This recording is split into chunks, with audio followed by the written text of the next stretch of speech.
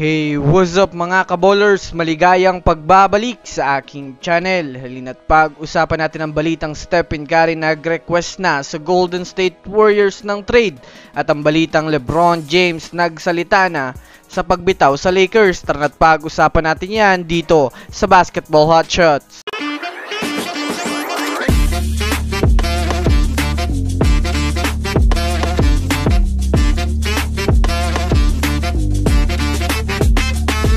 Una nga muna tayong dumako mga kabowlers sa balita patungkol sa nagsalita na si LeBron James sa kumakalat na trade rumor sa kanya sa kupunan ng Los Angeles Lakers.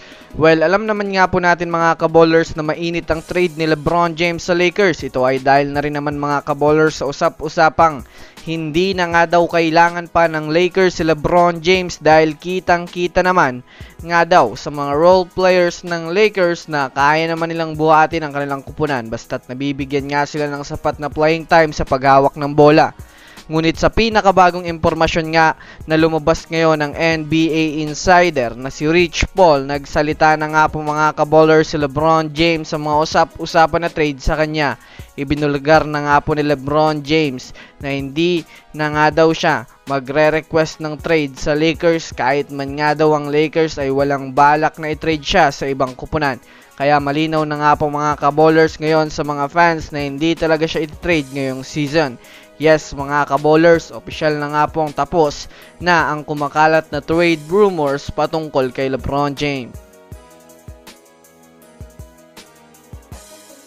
Samantala, dumako naman tayo mga kabowlers sa balita patungkol sa kupunan ng Golden State Warriors. Well, alam naman nga po natin mga kabowlers na maganda na sana ang nagiging takbo ng Golden State Warriors ng mga nakaraan nilang laro, ngunit dahil nga po sa naging pagkatalo nila kahapon ay nag-iba na naman ang kanilang team rotation at marami na naman nagsisilabas ang mga negatibong komento patungkol sa kanilang team. Katulad na lamang mga kabowlers ng malinaw na nga daw sa mga fans na kailangan na nilang gumawa ng trade move sa nalalapit na trade deadline. 60 points nga po mga kabowlers ang nagawa ni Stephen Curry para maipanalo ang laro, ngunit kinapos nga ito kaya hindi pa rin naging sapat ang kanyang performance sa Warriors kontra sa Atlanta Hawks.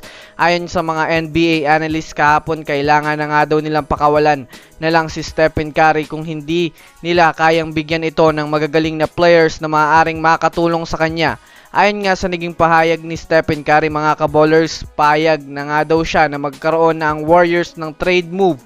Pare-pareho lang naman nga daw ang magiging sitwasyon kapag may nangyaring trade move. Ang magagawa lang naman nga daw nila ay galingan palagi pagdating sa hard court. So that's it for today's video mga kabowlers. Yan lang ang ating pag-uusapan sa ngayon. Pindutin ang subscribe and hit nyo na rin ang notification bell para sa mga susunod na updates sa mundo ng basketball. Again, this is Basketball Hotshots. Thanks for watching.